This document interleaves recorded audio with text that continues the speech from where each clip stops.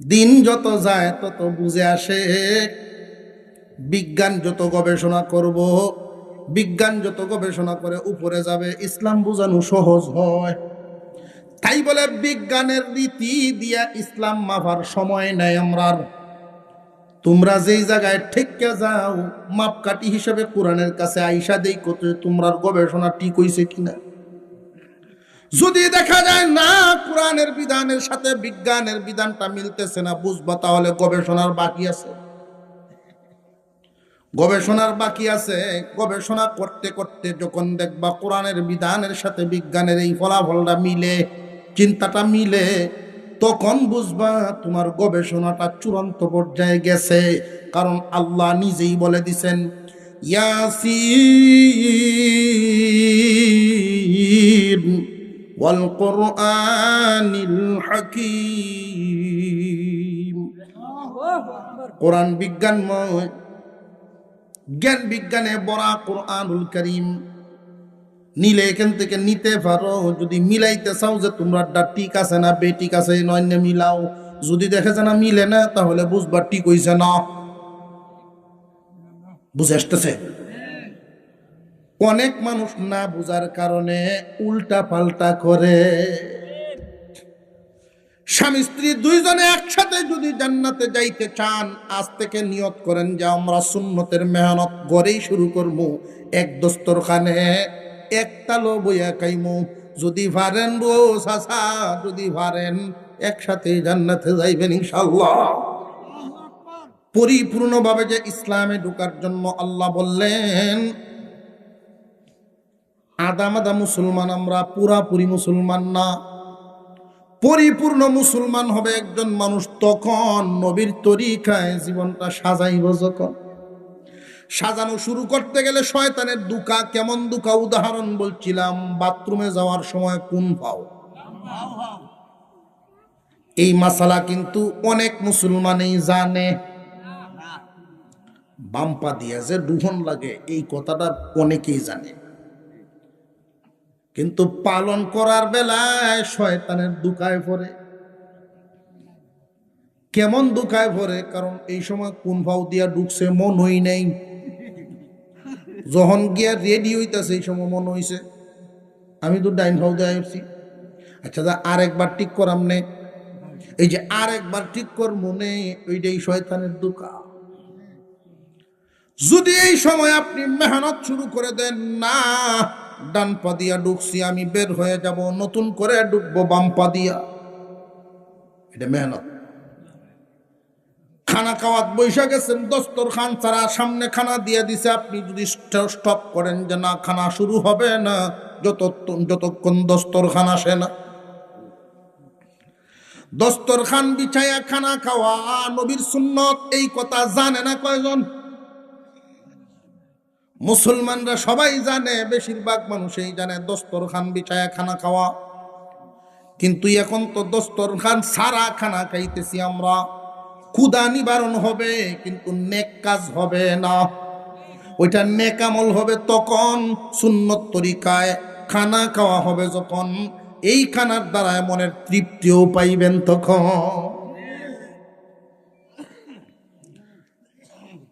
প্রত্যেকটা কাজে নবীর তরিকা আছে না নাই? শুধু একটা কথা বলি, আলোচনা শেষ। মুরব্বী একজন মানুষের একটা কথা শোনায় ফেলি। ৭৫ থেকে ৮০ হবে তার বয়সটা, মুরব্বী মানুষ। আমার তখন ১৫ বছর। মাদ্রাসায় পড়ি, তাবলীগে গেলাম। আমি মসজিদের বারান্দায় আল্লাহর এই বান্দা বাথরুমে যাইতেছেন, আমি দেখছি। মুরব্বী মানুষ, এক হাতে বদনার এক হাতে ডিলা। মসজিদের সামনে পুকুর, পুকুরের কোনায় হলো বাথরুম। আমি তাকায় দেখছি উনি বাথরুমে যাইতেছেন, কিন্তু আশ্চর্য ব্যাপার, বাথরুমে ঢুকে আবার বেরিয়ে গেলেন। অর্থাৎ ডান পা দিয়ে ঢুকে পড়ছিলেন, ভুলে ভুলায় দিছে কে? কিন্তু এখন আমি তো আমার এই কাজটারে নেক কাজ বানাইতে হবে। নবীর তরিকায় যদি করতে হয় পিছায়া আসতে হবে, আইসা বাম পা দিয়ে ঢুকতে হবে। আমি আশ্চর্য হলাম, কোন জায়গায় মুরব্বী মানুষ ডিলা বদনার নিচে তুইয়া কানে ধরে 10 বার উঠছে বইছে। উনি যখন ঘুরে আইছেন আমি জিগাইলাম, দাদা আপনি এই কাম করতে গেলেন কেন? কয় ভাই রে, কবরের ভারে কারা জীবন তো শেষ হয়েই গেল, এখনো তো কুস্বভাব গুলো সুস্বভাবে বদলিল না, কু অভ্যাস গুলো এখনো বদলাইতে পারলাম না। এমনি বদলিবে না। যেমন দুনিয়া মাজরাতুল আখিরা, নবীজির হাদিস, এই দুনিয়া আখিরাতের ক্ষেত স্বরূপ। খেতে যেমন ফসল এমনি ফলে না, মেহনত লাগে। মানুষের কুস্বভাব এমনি বদলিবে না, মেহনত করলে সুস্বভাব ফলবে। আর একদিনে সব হবে না। আপনারা যেহেতু আলেম না, কোনো আলেমের সাথে যখন সাক্ষাৎ হবে, প্রথমে দিলের ভিতরে এই কথাটা ঢুকাইতেই হবে যে আমার আখেরাতের ধনী হওয়া লাগবে, আখেরাতের ধনী হওয়া লাগবে। আমি একজন ইমানদার, বিশ্বাস করি আখেরাত আছে, সুতরাং আখেরাতে আমি মিসকিন থাকবো না, আমি যেন ধনী হইতে পারি। আখেরাতে ধনী ওই ব্যক্তি নেকি কামাইলো বেশি, যেই ব্যক্তি নেকি যদি কামানো লাগে খানা, তখন নেকিওয়ালা খানা হইব, নবীর তরিকা মতো যখন হইব। প্রত্যেকটা কাজ আল্লাহর পয়গম্বরের সুন্নত তরিকার সাথে যখন মিলবে, এটা আপনার জিন্দিগিটাই ইবাদতি জিন্দিগি, বন্দিগিতে পরিণত হয়ে যাবে। একদিনে পারবেন না। আলেমদেরকে জিজ্ঞাসা করবেন, ওগো আলেম, হুজুর আমারে শিখায়া দেন, আমার নবী কেমনে খাইতেন আমারে দেখায়া দেন। যখন আপনি শিখে ফেলবেন, কয়েকদিন যত্ন সহকারে এটারে যত্ন করতে হইব, যত্ন সহকারে যখন খানা খাইবেন, তখন অভ্যাসে পরিণত হইয়া যাইব। আপনারা খানা দেওয়ার আগেই চিন্তা করবেন, ঘরে ঢুকবার আগে আইরি এই ঘরে যে আইছি দস্তরখানা আছে কিনা। প্রথমেই চিন্তা এসে যাইব আপনার মধ্যে, নবীর তরিকায় হইল কিনা, আল্লাহর রসুলের তরিকায় হইল কিনা। এইভাবে অভ্যাসে পরিণত করতে হবে। এইভাবে যদি মেহনত করতে পারি, মেহনত করতে করতে এমন মানুষও দুনিয়ার থেকে গুজর হইছেন। আল্লাহ পাকের এমন বান্দাও ছিলেন। হাজী ইমদাদুল্লাহ মুহাজিরে মক্কি জিজ্ঞাসা করেছেন, রে রশিদ আহমদ গঙ্গোহী রহমতুল্লাহি আলাইহিকে জিজ্ঞাসা করছেন, রশিদ আহমদ শরীয়তের বিধানগুলোর উপরে তোমার আমলের হালত কি? রশিদ আহমদ গঙ্গোহী জবাব দিয়েছিলেন, শরীয়ত মেরে তবিয়ত হো গই। শরীয়তের বিধি বিধান হুজুর আমার অভ্যাসে পরিণত হয়ে গেছে। অভ্যাসে যে পরিণত হয়েছে, শরীয়তের বিধানগুলো যে অভ্যাসে পরিণত হয়েছে, এটা কি এমনি হয়েছে না মেহনতের মাধ্যমে? আল্লাহ পাক রব্বুল আলামিন আমাদেরকে যেন মেহনত করার তৌফিক দেন। আল্লাহ পাক পুরুষদের জন্য একাধিক বিয়ের অনুমতি দিছেন না দিছেন না? বিভিন্ন শর্ত সাপেক্ষে অনুমতি আছে না নাই? কেউ যদি এই কথা বলে যে কোরআনের সব বিধান মানি, এইটা মানি না, জামাই আমার একলা থাকতো আর কেউ না, তার যে ইমান হারা হয়ে যায় এতে কোনো সন্দেহ নেই।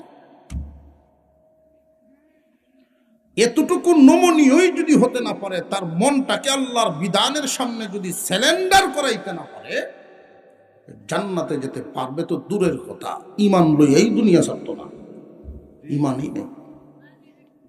কোরআনের সকল বিধানের প্রতি আমার মন মতো হয় আর না হয়, যেমন সকল বিধান আমার মন মতো হইব এমন নাও হইতে পারে, স্যালেন্ডার করতে হবে, আমি আল্লাহকে মানি, সকল বিধান সঠিক, এতে কোনো সন্দেহ নাই।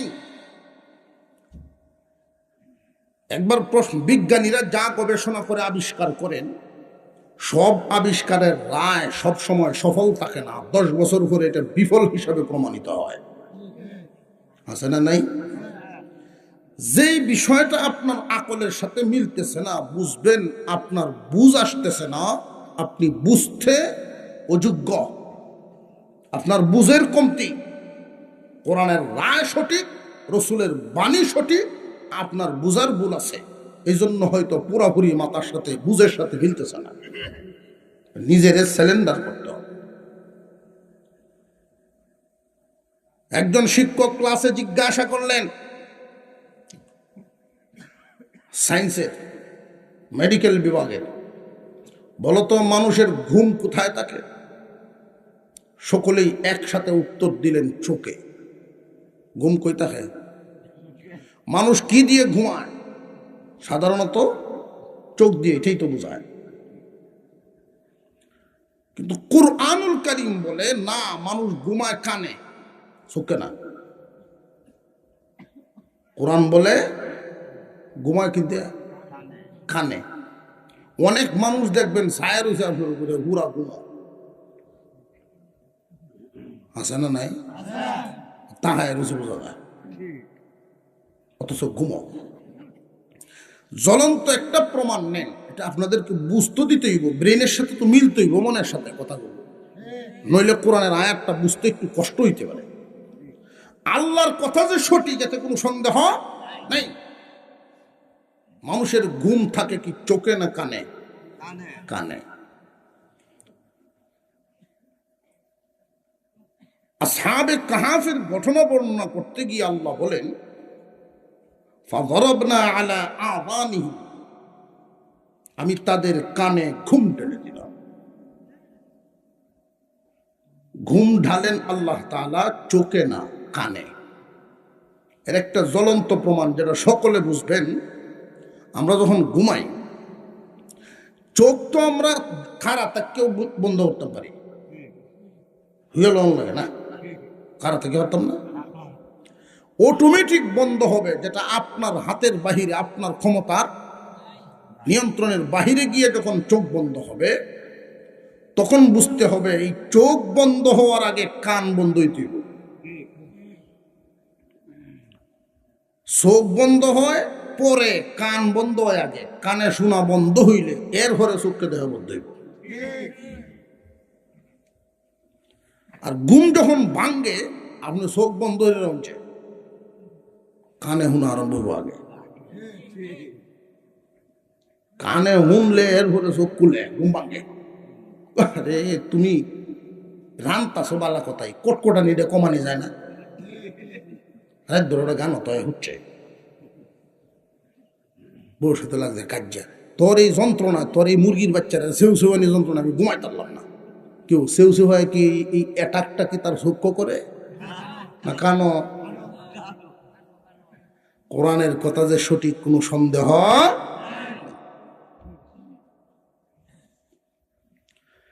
আল্লাহ পাক রব্বুল আলামিন জান্নাতের ভিতরে আমাদেরকে রাখবেন, নিয়ামতে ভরপুর দুনিয়াতে দিছেন স্যাম্পল, আখিরাত গুডাউন। কিন্তু অনেক মানুষ দুনিয়া পায়া আখিরাত ভুলে গেছে। আমার এক মুসল্লি আইছে আমার সাথে ওয়াজও, আমরা দেশ দেখবো ঘুরিয়ে আর ওয়াজও করবো। তো হইলা তারি হয়ে গেছে ইট না বাড়ি এলাকা না, মাছের ভর্তা দিছে সাইড জাতের, খালি মাছের ভর্তা হইলো সাইড জাত, অন্য অন্য আইটেম তো আছে। আমি খাওন দেখি আর চিন্তা করি, মানুষে কয় মুন্সি বানাইলে কিবায় খাইব, কিতা হতে খাইব, কিবায় খাইব? নাম বই যে আইটেম দিছে সেটা আমি কিবায় খাইয়াম? রিজিক দেওয়ার মালিক রিজিক কি জমিনে না আসমানে?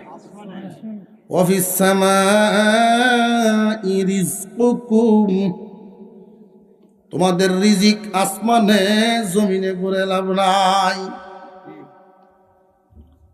সাইড জাতের ভর্তা ভাইয়া ফের বুড়িয়ার চেয়ে খাইয়া ভর্তা দেয়া। এখন যে আইটেম আমার শুরু হইল, কি ভুলটা করলাম, কি ভুলটা করলাম, এমন একটা টগা টগি না। তখন আমার মনে হয়েছে যারা দুনিয়া ভায়া আখেরাত ভুলে গেছে, এটি ভর্তা হওয়ার মতো।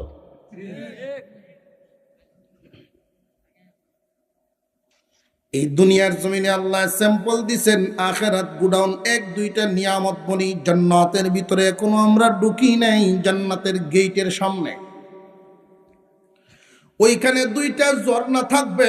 একটা ঝর্ণার পানি দিয়ে গোসল দেওয়া হবে, আর একটা ঝর্ণার পানি পান করানো হবে। যেই মাত্র ঝর্ণার পানি দিয়ে গোসল দেওয়া হবে, আমরা এইখানে যারা আছি তামাম দুনিয়ার জান্নাতীরাই কেউ এইরকম আর থাকবো না, কেউ আর এমন থাকবো না প্রত্যেকের বডি হবে আদম আলাইহিস সালামের বডির মতো।